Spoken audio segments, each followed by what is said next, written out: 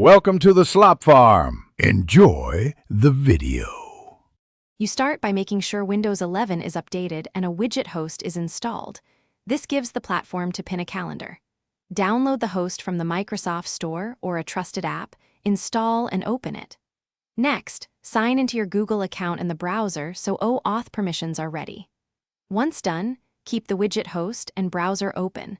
This prepares the system to connect Google Calendar quickly when you add the widget.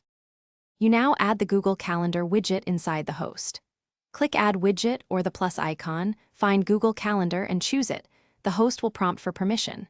When the OAuth screen appears, allow access so the widget can read events. This is why your browser sign-in mattered.